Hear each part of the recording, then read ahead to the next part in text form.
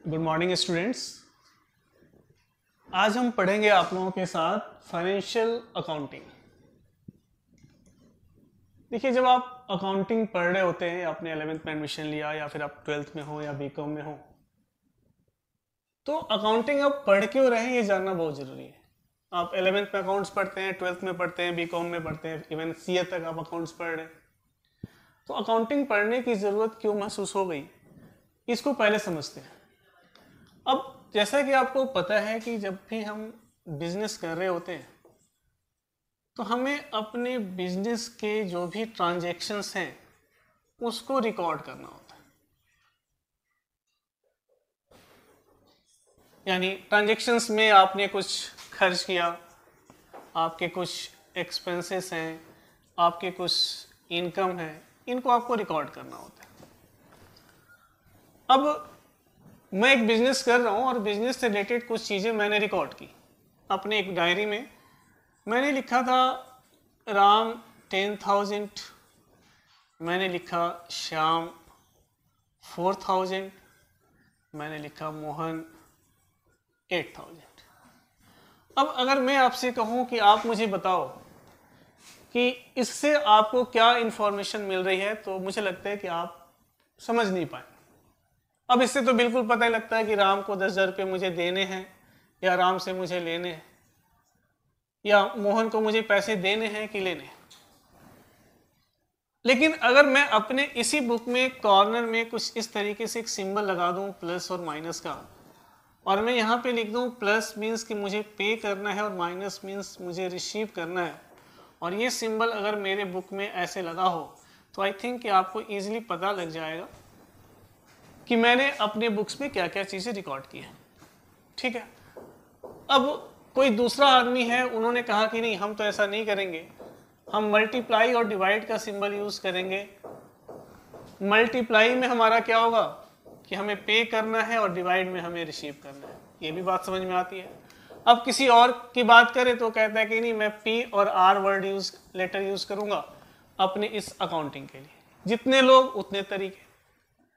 अब देखिए दिक्कत क्या होती है, जब हम बिजनेस कर रहे होते हैं तो हमारे बिजनेस में बहुत सारे लोगों का इंटरेस्ट होता है, जिसमें मेनली अगर हम बात करें तो गवर्नमेंट, बैंक, पब्लिक, ऐसे बहुत सारे लोग हैं जो हमारे बिजनेस में इंटरेस्ट रखते हैं। और जिनका हमारे बिजनेस में इंटरेस्ट होता है उसको हम स्टेक होल्डर कहते हैं। क्या कहते हैं? स्टेक होल्डर कहते हैं। अब मान लीजिए थोड़ी देर के लिए कि मैं अपनी अकाउंटिंग कर रहा हूं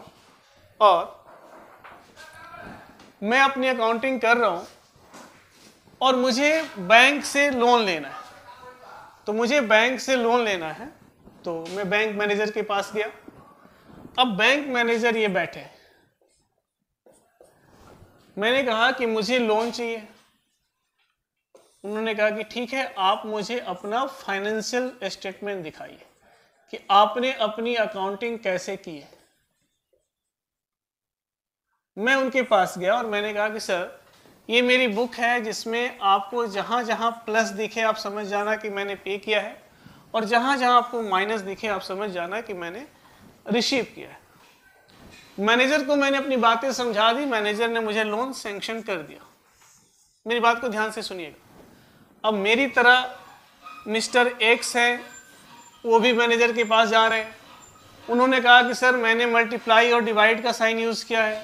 कोई मिस्टर वाई है, वो जा रहे हैं, वो कह रहे हैं कि मैंने पी और आर वर्ड यूज़ किया है। यानी जितने तरह के लोग उतने तरीके और उतना एक्सप्लेनेशन। आपको नहीं लगता है कि इस तरीके से ये बहुत ज़्यादा कॉम्प्लेक्स हो जाएगा? हर कोई अगर अपना अपना मेथड यूज़ करे तो कॉम्प्लेक्सिटी ज़्यादा होगी और फिर दिक्कत होगी। इस कॉम्प्लेक्सिटी को दूर करने के लिए आपको नहीं लगता कि एक ऐसा रूल बना दिया जाए कि जितने भी बिजनेसमैन हों जो बिजनेस कर रहे हो विद इन इंडिया, वो उसी रूल को फॉलो करें? और इसी रूल को अकाउंटिंग स्टैंडर्ड कहा जाता था, अब ये बदल चुका है इंडेस। इसके बारे में कभी बताऊंगा आप लोगों को। अकाउंटिंग स्टैंडर्ड, ये जो अकाउंटिंग स्टैंडर्ड है इंडिया में कौन बनाता है? ICAI, the institute of chartered accountant of India. ये इंस्टीट्यूट बताता है कि आपको अपने बिजनेस की अकाउंटिंग इसी तरीके से करनी है। इससे फायदा ये होता है कि जो मैनेजर यहाँ बैठा हुआ है उसको भी वही रूल पता है, और जो हम लोग हैं हम भी उसी रूल से अकाउंटिंग करते हैं, तो हमें सामने से एक्सप्लेनेशन देने की ज़रूरत नहीं पड़ती है। चलो इसको मैं एक एग्जांपल की हेल्प से समझाऊं। मान लीजिए कि हम सब बिहार में हैं और बिहार गवर्नमेंट ने कहा कि ट्रैफिक का रूल जो होगा वो कुछ इस तरीके से होगा कि हम जो है रेड पे आगे बढ़ जाएंगे, ग्रीन पे रुक जाएंगे और येलो पे हम देख के आगे बढ़ेंगे। हम बिहार से बाहर जाते हैं, वहाँ पे रूल कुछ और हो गया, हम उससे बाहर गए, रूल कुछ और हो गया। अब आप मुझे बताओ कि अगर आप बिहार से जब दिल्ली जाओगे तो आप दिक्कत होगी ना, एक्सीडेंट्स होने के चांसेस ज़्यादा होंगे, क्योंकि यहाँ पे ट्रैफिक रूल कुछ और, यहाँ पे कुछ और, यहाँ पे कुछ और। लेकिन ज़रा सोचो कि पूरे इंडिया में अगर एक ही ट्रैफिक रूल है तो कितनी आसानी है। नहीं तो आप अगर ड्राइविंग बिहार में कर रहे हैं, अगर दिल्ली जाएंगे तो आप एक्सीडेंट कर बैठेंगे। तो इसी तरीके से ये इन्फॉर्मिटी है कि हम एक ही रूल को फॉलो करें, और यही रूल हमें अपने अकाउंट्स में पढ़ना है। हम जब आगे की क्लासेस में इसी चीज़ों को डिस्कस करने वाले हैं। अब आज मैं आप लोगों के साथ बिजनेस की जब बात हो रही है और अकाउंटिंग की बात हो रही है तो कुछ बेसिक वर्ड्स को डिस्कस करूंगा, जो कि मुझे लगता है कि आप अगर बिजनेस अकाउंटिंग पढ़ रहे हैं, अकाउंट्स पढ़ रहे हैं, तो आपको इन सब चीज़ों की नॉलेज होनी बहुत ज़रूरी है। अभी मैं कोई आपको डेबिट क्रेडिट नहीं बताऊंगा, वो तो बहुत बाद की बात है। सबसे पहले हम बेसिक चीज़ों को डिस्कस करेंगे। चलिए, जब हम बच्चों बिजनेस कर रहे होते हैं ना, तो हमारे बिजनेस में मेनली जो हम पैसा बिजनेस में लगाते हैं उसको हम कैपिटल वर्ड देते हैं, कैपिटल का नाम देते हैं। फिर हम कुछ आउटसाइडर से बोरो करके ले आते हैं, लोन लेके आते हैं। जो हमारी देनदारियां होती हैं उसको हम लाइबिलिटीज कहते हैं। फिर इसी में हम अपने बिजनेस के लिए कुछ एसेट्स परचेज करते हैं, और जब इन तीनों के साथ हम बिजनेस को रन करते हैं तो हमें या तो प्रॉफिट होता है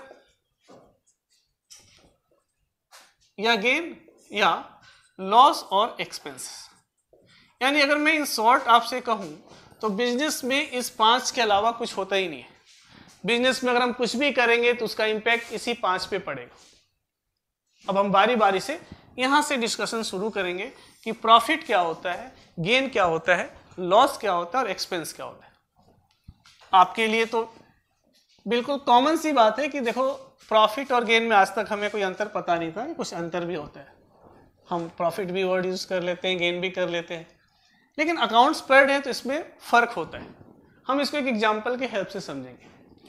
आप जहां भी रहते हैं बच्चों, आपके घर के पास देखना एक अंकल होंगे, उनकी एक मिल्क शॉप होगी जहां से आप दूध वगैरह लेके आते होंगे। इनका मिल्क शॉप है। ये अंकल जो हैं डेली 1000 लीटर मिल्क बाई करते हैं एट द रेट ऑफ ₹40 पर लीटर ये खरीदते हैं। तो मुझे बताइए कि इनको टोटल कितने पैसे लगते होंगे? 40,000। ठीक है। अब अंकल इसी को 1000 लीटर मिल्क को एट द रेट ऑफ ₹50 पर लीटर सेल करते हैं। तो अंकल को कितने पैसे आ गए? 50,000। यहां पे अंकल को 10,000 रुपये का फायदा हुआ। क्लियर है? ठीक है। ये अंकल, इन्होंने 2000 सपोज 15 में एक फ्लैट खरीदा। कितने का?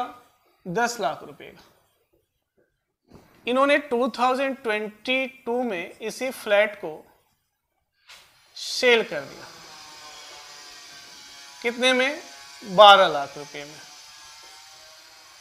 अब अंकल को यहां पे 2 लाख रुपए का क्या हो गया? फायदा हो गया।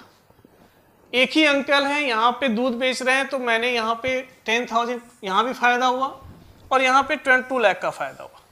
मैंने यहां पे वर्ड यूज किया प्रॉफिट और मैंने यहां पे वर्ड यूज किया गेन। अब आप बताइए कि दोनों में क्या डिफरेंस है। देखो, बहुत सिंपल था, मैं एक लाइन में आपको डिफरेंस बता देता प्रॉफिट और गेन में, लेकिन मुझे एग्जांपल बताने का मतलब ये था कि आपको लाइफ टाइम याद रहेगा। तो देखिए, जब भी आप बिजनेस कर रहे होंगे और जिस चीज का आप बिजनेस कर रहे होंगे जिस चीज का आप बिजनेस कर रहे होंगे उससे जो पैसा आएगा उसको हम प्रॉफिट कहेंगे, और जो आपका बिजनेस नहीं है उससे जो पैसा आएगा उसको हम गेन कहेंगे। जैसे मान लीजिए कि कोई मिस्टर एक्स है, ये प्रॉपर्टी डीलर है, और ये प्रॉपर्टी डीलर है और इन्होंने अगर ये फ्लैट बेचा होता ना तो इनके लिए मैं इसको प्रॉफिट वर्ड यूज करता हूं। अब जैसे आप में से कोई बच्चा है, उसने अपना मोबाइल OLX पे बेचा 10,000 का, 9,000 का था, उसके लिए 1,000 रुपीज का क्या हो गया, गेन हुआ। लेकिन अगर वही बच्चा मोबाइल खरीदने और बेचने का बिजनेस करता है तो हम उसके लिए वर्ड कौन सा यूज करेंगे, प्रॉफिट वर्ड यूज करेंगे। अब आपके मन में क्वेश्चन आएगा कि सर प्रॉफिट हो या गेन हो क्या फर्क पड़ता है, कि हम प्रॉफिट वर्ड कहें या गेन कहें। बच्चों फर्क पड़ता है, जब आप बड़ी क्लासेस में जाएंगे यानी आफ्टर 12th अगर आप BCom करेंगे या CA में आ जाएं, मैं बताऊंगा आप लोगों को कि आप 12th के बाद BCom या CA क्या क्या स्कोप्स हैं आपके सामने, आप CA कैसे कर सकते हैं, CS कैसे कर सकते हैं, CMA कैसे कर सकते हैं, CFA कैसे कर सकते हैं, बहुत सारे ऑप्शंस हैं। तो BCom में आपको इनकम टैक्स एक सब्जेक्ट है, वहां पे आपको ये पढ़ने को मिलेगा कि प्रॉफिट पे टैक्स का जो कैलकुलेशन है अलग होता है और गेन पे टैक्स की कैलकुलेशन अलग होती है।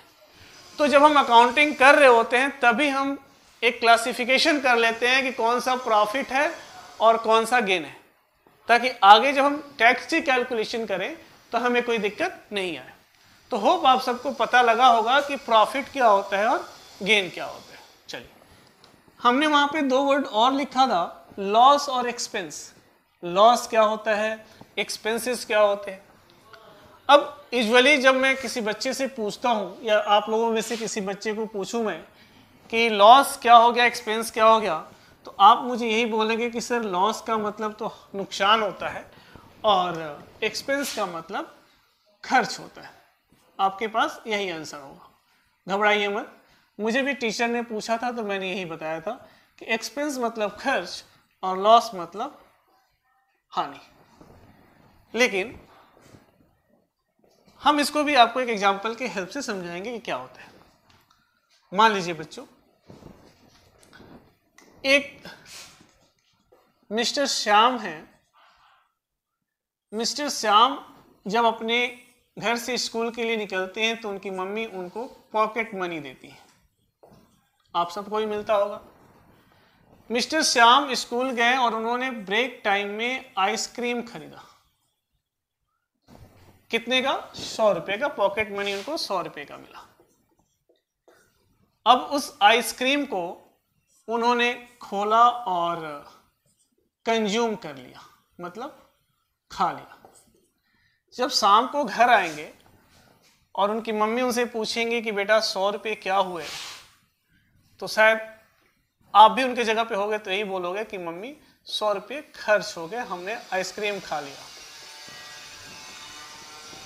अगले दिन अगेन मिस्टर श्याम है। मिस्टर श्याम को फिर से पॉकेट मनी मिला। उस पॉकेट मनी से उन्होंने अगेन आइसक्रीम खरीदा और उसको उन्होंने अनबॉक्स किया। जब वो उसको अनबॉक्स कर रहे थे यानी खोल रहे थे ना, उनके हाथ से नीचे गिर गया। जब हाथ से नीचे गिर गया तो देखो, आप जब छोटे होगे ना तो आप नीचे का उठा के खा लेते होगे। कभी क्या आप लोगों ने, जैसे आपने देखा कि कोई देख तो नहीं रहा, फिर धीरे से उठा के खा लिया। लेकिन अब आप क्योंकि 12th में है, 11th में, आप ऐसा नहीं करेंगे और आप उसको खाने के बजाय फेंक देंगे, यानी आप उसको कंज्यूम नहीं कर पाएंगे। आप इकोनॉमिक्स में पढ़ेंगे कंज्यूमर इक्विलिब्रियम, उपभोक्ता संतुलन करके हिंदी में कहते हैं उसको। वहां पे इसका जिक्र है कि जब आप किसी चीज को कंज्यूम करते हो तो उससे आपको बेनिफिट यानी यूटिलिटी मिलती है। यानी यहाँ पे आपने आइसक्रीम खाया तो आपको उससे संतुष्टि मिली, यूटिलिटी मिली, लेकिन यहाँ पे अब आपने खाया ही नहीं तो आपको यूटिलिटी नहीं मिली। आज जब आप घर आओगे तो मम्मी को क्या बोलोगे कि मम्मी आज मेरा लॉस हो गया, यानी नुकसान हो गया। आई होप आप यही बोलोगे। तो अंतर समझना, जहां पे आपको यूटिलिटी यानी रिटर्न मिल जाए वो एक्सपेंस, जहां पे रिटर्न नहीं मिले वो आपका लॉस होता है। एक और एग्जांपल लेते हैं। मान लीजिए आपने एक शर्ट परचेज किया 1,000 रुपये का, तो आप चाहोगे ना कि इसको हम 6 महीने 1 साल तक यूज करेंगे। अब आपने उस शर्ट को एक बार पहना, आपकी मम्मी ने उसको सर्फ में भिगो दिया, डाला था ब्लैक, निकला ब्लू, यानी कलर फेड हो गया। आप शर्ट को देखोगे तो पहला ख्याल क्या आएगा कि आपको नुकसान हो गया। क्यों? क्योंकि आपने ये उम्मीद की थी कि शर्ट को 6 महीने 1 साल तक हम यूज करेंगे, लेकिन आप उसको एक बार पहन पाए और पूरा का पूरा शर्ट आपका बेकार हो गया। तो this is the basic difference. ये बेसिक डिफरेंस है कि लॉस और एक्सपेंस में कैसे हम डिफरेंशिएट करेंगे। बात बच्चों यहीं पे खत्म नहीं होती। अकाउंटिंग कहता है कि लॉस को भी फर्दर क्लासिफाइड करो, और लॉस को अकाउंट्स में 2 पार्ट में बांटा गया। पहला नॉर्मल लॉस और दूसरा एबनॉर्मल लॉस। ध्यान दीजिएगा, loss can be further classified into 2 category, normal loss और एबनॉर्मल लॉस। नॉर्मल लॉस देखो वो लॉस होता है जो गुड्स के नेचर में होता है।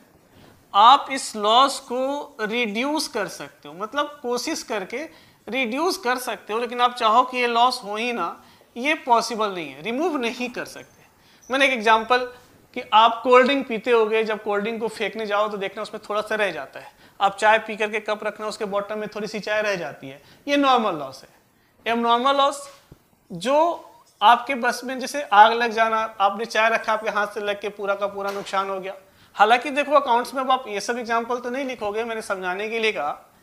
एबनॉर्मल लॉस में क्या होता है कि जैसे चोरी हो गई, आग लग गया, अर्थक्वेक आ गया, इन सब चीजों से जो नुकसान होता है उसको एबनॉर्मल लॉस कहते हैं।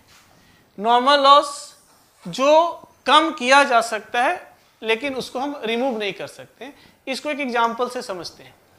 मान लीजिए बच्चों कि ये आपका फैक्ट्री है। इस फैक्ट्री में आपने कुछ वर्कर्स हायर करे। आप एक वर्कर को 8 आवर्स का 800 रुपये पे करते हो। आपके इस फैक्ट्री में मशीनें यहाँ लगी हुई हैं, गेट यहाँ है। जब वर्कर काम करने आते हैं तो गेट पे ही उनकी एंट्री हो जाती है। अब गेट पे जब एंट्री होती है तब उनका पैसा शुरू हो जाता है, लेकिन वर्कर को यहाँ से यहाँ तक आके काम शुरू करने में 20 मिनट्स लग जाते हैं। ध्यान दीजिएगा, आप पे कर रहे हो, यहाँ पे जब वो एंट्री करता है लाइक 10 AM पे, तो उसका मीटर शुरू हो जाता है। वो 10 बजे से लेकर के शाम के 5 बजे तक आपके यहाँ काम करेगा, सॉरी 6 बजे तक, 8 घंटे। इसी 8 घंटे के लिए आप 800 पे कर रहे हैं, लेकिन आपने देखा कि 20 मिनट्स में तो कुछ आउटपुट ही नहीं है। ये आपका नॉर्मल लॉस है, क्योंकि आप पे कर रहे हो लेकिन उससे आपको कोई बेनिफिट नहीं है। अब देखिए, आप जब देखोगे कि इतने तो बहुत सारे वर्कर्स हैं, मेरा 20 मिनट्स का नुकसान यहाँ हो रहा है, तो आपने क्या किया, यहाँ पे एक ई रिक्शा या कोई व्हीकल यहाँ पे लगा दिया। क्या आप ई रिक्शा लगा करके इस 20 मिनट्स को 0 मिनट कर सकते हो? बिल्कुल पॉसिबल नहीं है।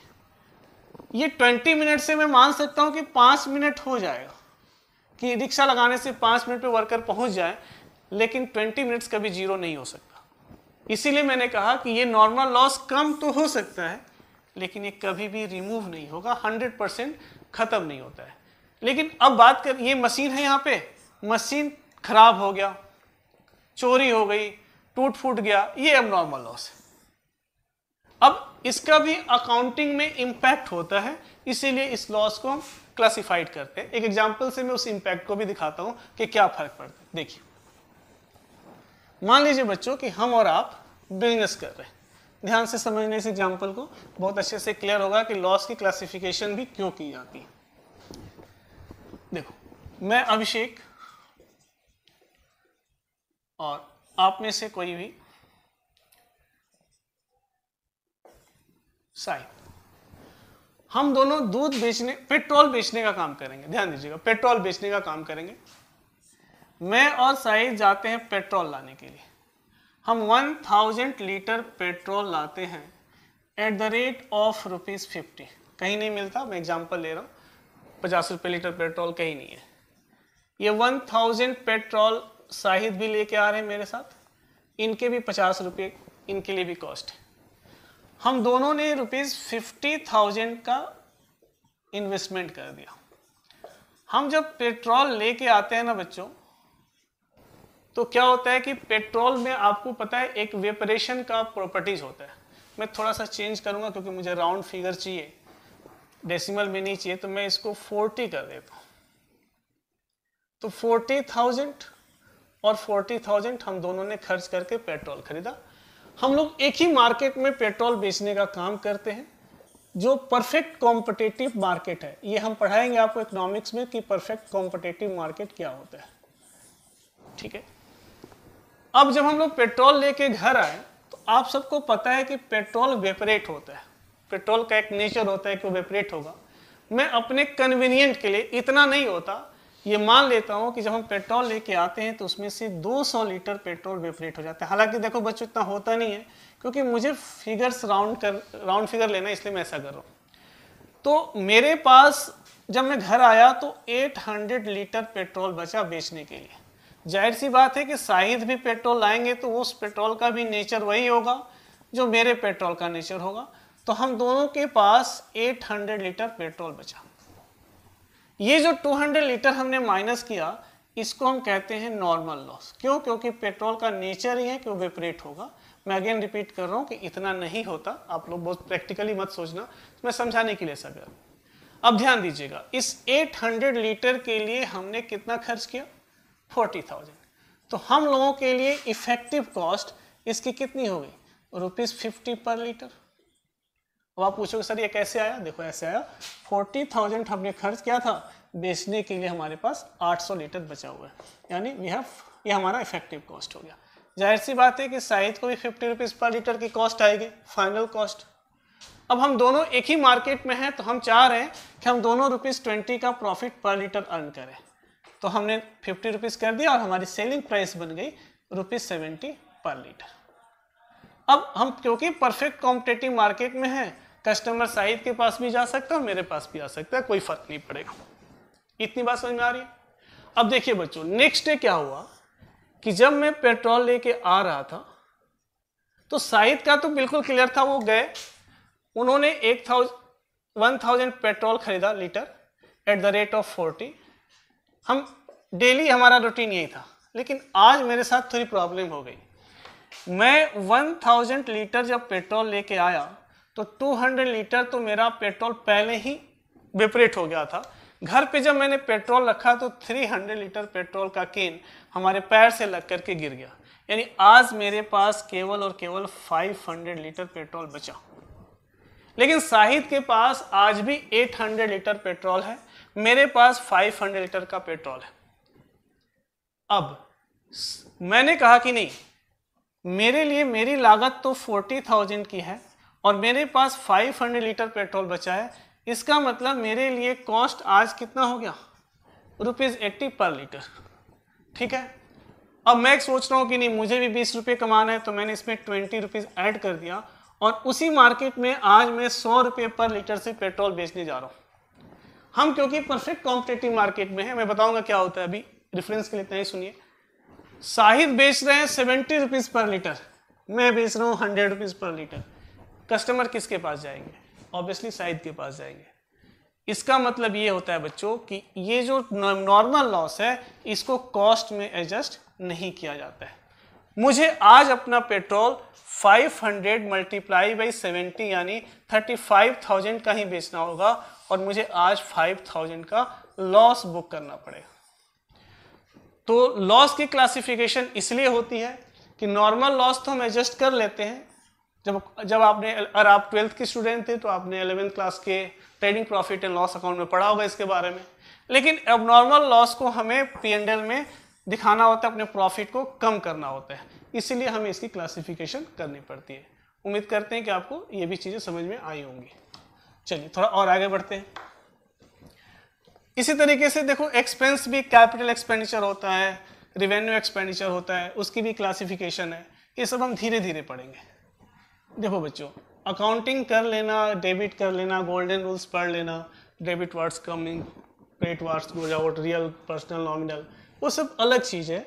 आप एक बार बेसिक पढ़ लो, लॉजिकली पढ़ो, आपको सारी चीज़ें रटने की ज़रूरत नहीं पड़ेंगी। जब आप बिजनेस कर रहे हो तो आपने देखा होगा कि आप को एक वर्ड कॉस्ट, वैल्यू, प्राइस और सेलिंग प्राइस, ये आप बार बार आपके सामने आता होगा। इवन अकाउंट में भी, इकोनॉमिक्स में भी हम समझते हैं कि क्या होता है। देखिए, हम एक एग्जांपल ले रहे हैं, हमने यूजुअली मैं यही एग्जांपल लेता हूँ जब मैं दिल्ली में पढ़ा रहा होता हूँ। खैर अभी मैं आपके सिवान से क्लास दे रहा हूँ आपको, तो मुझे लगता है कि आप लोग को और बेहतर समझ में आएगा क्योंकि हमारे यहाँ से रिलेट करता है एग्जांपल। देखो, एक मिस्टर श्याम है, इनके पापा ने इनको बाहर भेजा पढ़ने के लिए। ध्यान दीजिएगा, अब मिस्टर श्याम पढ़ने गए और उन्होंने यूपीएससी क्लियर कर लिया और क्लियर करके वो आईएएस ऑफिसर बन गए। अब जब ये आईएएस ऑफिसर बन गए तो अपने यहाँ के लिए ये एक प्रोडक्ट हो गया, मतलब अब इनकी शादी होगी तो ये बेचे जाएंगे, इनका दहेज मांगा जाएगा। अब मिस्टर श्याम के पापा ने इनको यूपीएससी पढ़ाने के लिए, आईएएस बनाने के लिए, यानी आईएएस मैं कह रहा हूँ ये एक प्रोडक्ट है, तो उन्होंने सपोज 40 लाख रुपीस उनके बचपन से लेकर अभी तक के पढ़ाई में खर्च किया। तो इनको आईएएस बनने में जो पैसा लगा ना, उसको कॉस्ट कहा जाता है। कॉस्ट की फर्दर क्लासिफिकेशन होगी, वेरिएबल कॉस्ट और फिक्स कॉस्ट, इम्प्लिसिट, एक्सप्लिसिट, बहुत सारी चीज़ें इकोनॉमिक्स में पढ़ना है। इवन आप बीकॉम में पढ़ेंगे कॉस्ट अकाउंटिंग तो वहाँ भी मिलेगा। अभी हम उतना डिटेल में नहीं जाएंगे। अब इनके पापा इनको बेचना चाह रहे हैं। मैं अगेन रिपीट कर रहा हूँ बच्चों, मैं डाउरी को प्रमोट नहीं कर रहा, मैं आपको समझाने के लिए चीज़ें यूज़ कर रहा हूँ। दहेज लेना अच्छी बात नहीं है, बिल्कुल गलत है, आप लोग उससे इन्फ्लुएंस मत होइएगा, मैं समझाने के लिए ऐसे एग्जाम्पल्स ले रहा हूँ। अब इनके पापा इनको बेचने के लिए यानी दहेज के लिए 50 लाख, अब क्योंकि कोई भी मैन्युफैक्चरर है ना, जब कोई प्रोडक्ट बनाता है तो उस पर प्रॉफिट कमाना चाहता है, तो उनके पापा ने सोचा कि हमें 40 लाख की इन्वेस्टमेंट है, हम 60 लाख का दहेज चाहिए। तो जिस प्राइस पे इनके पापा इनको बेच रहे हैं उसको, मतलब जो प्राइस जिस पे मैन्युफैक्चरर अपने गुड्स को बेचना चाहता है वो प्राइस कहलाता है। अब इनकी जब शादी की बात होगी ना तो बहुत सारे लड़की वाले आएंगे। अगर अरेंज मैरिज हो रहा हो तो, अगर इन्होंने खुद से कर लिया तो फिर कोई दिक्कत नहीं है। EFG ऐसे लोग आ गए मीडिएटर के थ्रू। ए ने कहा कि हम 40 लाख का डाउरी देंगे, बी ने कहा 30 लाख, सी ने कहा 20 लाख। जैसे जैसे लोग हैं सबने अपना अपना रेट बताया। E 50 लाख, एफ ने कहा कि हम 55 लाख दे देंगे, जी ने कहा कि हम 30 लाख दे देंगे। आपने देखा कि प्रोडक्ट हमारा एक ही है लेकिन खरीदने वाले अलग अलग रेट लगा रहे हैं। ये जो अलग अलग रेट है ना बच्चों, यही वैल्यू होता है। मतलब कि एक ही प्रोडक्ट के लिए वैल्यू अलग अलग होता है, डिपेंड करता है कि हमारे लिए उस प्रोडक्ट की ज़रूरत कितनी है। इनको लगता है कि वो 40 लाख पे कर सकते हैं क्योंकि इनके नज़र में इस प्रोडक्ट की वैल्यू 40 लाख है। तो आप बिल्कुल नहीं कह सकते कि इन्होंने ये 60 लाख का है तो सबके लिए 60 लाख का ही होगा। मेरी बात ध्यान से समझना, आप नॉन वेजिटेरियन है, आपका फ्रेंड वेजिटेरियन है, अगर चिकन जो है 200 के बजाय 300 हो जाए तब भी आप पे करोगे, और जो वेजिटेरियन है वो 200 के बजाय 100 रुपये भी हो जाएगा तो पे नहीं करेगा। क्यों? क्योंकि इसके नज़र में इसकी वैल्यू नहीं है। ध्यान देना, मैं किस पे फोकस कर रहा हूँ, वैल्यू नहीं है। जैसे मान लो कि मैं इस कोचिंग में पढ़ा रहा हूँ, मैंने यहाँ से ये मार्कर चुराया, मैं चुरा के बाहर लेके गया, मैंने एक रिक्शे वाले को कहा कि अंकल ये मार्कर 20 का है, आप 10 रुपये में ले लो। वो नहीं लेगा। क्यों? क्योंकि उसके लिए इस मार्कर की वैल्यू नहीं है। मैं बगल के कोचिंग में चला जाऊँ, मैं उसको बोलूँ कि 20 का है 10 रुपये में दे दो, वो मुझे 10 रुपये भी देगा, बोलेगा सर और लेके आना। वैसे मैं ऐसा नहीं करूँगा, आप लोग सीरियसली मत लेना। मैं बस ये कह रहा हूँ कि ये यूटिलिटी की बात। अगर रिक्शे वाले को मार्कर की कोई वैल्यू नहीं है इसलिए उसके लिए 1 रुपये भी पे नहीं करेगा। आप लोग यहाँ पे रहते हैं, आप लोग ने देखा होगा, आपके घर में भी लोग दिल्ली बॉम्बे रहते होंगे, होली के टाइम पे, दिवाली के टाइम पे जिस टिकट की वैल्यू 400 होती है उसके लिए लोग 1400 रुपये पे करते हैं, 1500 एजेंट को पे करते हैं। क्यों? ये जो 400 और 1400 के बीच का जो डिफरेंस है ना, यही वैल्यू कहलाता है। क्यों? क्योंकि हमारे लिए उस समय उस चीज़ की ज़रूरत बहुत ज़्यादा है, इसलिए हम ज़्यादा पे कर देते हैं। तो अब कभी भी वैल्यू को कॉस्ट प्राइस सेलिंग से रिलेट मत करना। वैल्यू एक ही प्रोडक्ट का आपके लिए कुछ और, मेरे लिए कुछ और, किसी और के लिए कुछ और हो सकता है। डिपेंड करता है कि हमारे लिए वो चीज़ कितना ज़रूरी है। अब मैं आप लोगों को अकाउंट्स पढ़ा रहा हूँ और फिजिक्स वाले बच्चे को कहूँ कि आप अकाउंट्स का ट्यूशन पढ़ो, आप मुझे आधा फी देना, तो क्यों पड़ेगा? क्योंकि उसके नज़र में हमारे क्लास की कोई भी वैल्यू नहीं है। तो अब उनके पापा ने सपोज इस रेट पे उनको बेच दिया, तो यही उनका सेलिंग प्राइस होता है। अब मैं आपको बताऊं, ये जो कॉस्ट मैंने आपको लिखा है यहाँ पे कि बीकॉम में कॉस्ट अकाउंटिंग एक पूरा सब्जेक्ट मिलेगा आपको पढ़ने के लिए। वहाँ पे इसकी कॉस्ट की भी बहुत क्लासिफिकेशन है। वेरिएबल कॉस्ट होता है, फिक्स कॉस्ट होता है, इम्प्लिसिट कॉस्ट होता है, एक्सप्लिसिट कॉस्ट होता है, बहुत सारी चीज़ें वो आप बाद में पढ़ेंगे, बड़ी क्लासेस में जाएंगे। तो उम्मीद करते हैं कि आपको चीज़ें समझ में आई होंगी। थोड़ा और आगे बढ़ते हैं। अभी भी मैं आपको कोई सब्जेक्ट का टॉपिक नहीं करा रहा। अगर आप 11th के स्टूडेंट हो या आप 12th के हो या आप बीकॉम के हो, मैं आपको बिल्कुल बेसिक चीज़ें बता रहा हूँ जो आपने शायद पढ़ी भी हो या फिर आपने नहीं भी पढ़ी हो। अब देखो क्या हुआ कि आप कह रहे हो, मैंने आपसे कहा कि अकाउंटिंग स्टैंडर्ड सीए इंस्टीट्यूट बनाता है कि आप इसी तरीके से अपनी अकाउंटिंग करोगे। अब हुआ क्या कि ये जो अकाउंटिंग स्टैंडर्ड थे ना बच्चों, ये बहुत पहले बनाए गए थे जब बिजनेस का दायरा बहुत कम था। अब 1991 में जब न्यू इकोनॉमिक पॉलिसी आई, उस समय आया था एलपीजी। इसको कहते हैं लिबरलाइजेशन, प्राइवेटाइजेशन एंड ग्लोबलाइजेशन। इसके बाद इंडिया का जो बिजनेस है वो बाहरी देशों से ज़्यादा होने लगा। अब जब बिजनेस का तरीका बदला तो बिजनेस की अकाउंटिंग भी बदली। अब ये जो अकाउंटिंग स्टैंडर्ड पहले हम फॉलो करते थे, आपके 11th क्लास के बुक में पढ़ना भी है इंट्रोडक्शन इसके बारे में। उस समय जो ये अकाउंटिंग स्टैंडर्ड सीए इंस्टीट्यूट ने बनाया, उस समय हमारा फॉरेन से ट्रेड कम होता था। ये ऑनलाइन बिजनेसेस नहीं होते थे, फ्लिपकार्ट, अमेजन कुछ नहीं होता था। तो मैंने आपको क्लास के स्टार्ट में बताया कि अकाउंटिंग स्टैंडर्ड्स रूल्स इसलिए बनाए गए ताकि यूनिफॉर्म अकाउंटिंग हो, मतलब सब जगह एक ही तरह की अकाउंटिंग हो। ये तो बात हो गई इंडिया की। अब इंडिया से बाहर भी कंपनियों के ब्रांच खुलते हैं, बाहर के जो है कंपनियों के इधर इंडिया में ब्रांच खुलते हैं। तो ऐसा हुआ कि अगर इंडियन कंपनी की अकाउंटिंग फॉरेन में हो रही हो और फॉरेन कंपनी की अकाउंटिंग इंडिया में हो रही हो, तब तो दिक्कत आएगी, क्योंकि दोनों जगह अलग अलग तरीके हैं। तो इन सब चीज़ों को दूर करने के लिए एक कमिटी बनी जिसको IFRS कहते हैं, इंटरनेशनल फाइनेंशियल रिपोर्टिंग सिस्टम। जब इसको इंडिया में अप्लाई किया गया, आप में से अगर कोई बच्चा सीए करेगा तो उसको पढ़ने को मिलेगा, तो एस को उससे रिप्लेस कर दिया गया और उसका नाम दिया गया है इंड एस। यानी अब एस भी नहीं पढ़ना, अब रूल्स और भी बदल चुके हैं और अब इंडिया के अकाउंटिंग के रूल्स ऐसे बनाए गए हैं कि अगर इंडियन अकाउंटिंग यहाँ भी हो और इंडिया से बाहर भी हो तब भी यूनिफॉर्म हो। इसके बारे में डिटेल में हम कभी चर्चा करेंगे। ये था हमारे तरफ से एक बेसिक, आप लोगों के लिए बेसिक इंट्रोडक्शन था, बेसिक टर्म्स हमने आपके साथ डिस्कस किया। ठीक है, मिलते हैं आप लोगों से नेक्स्ट क्लास में। Thank you.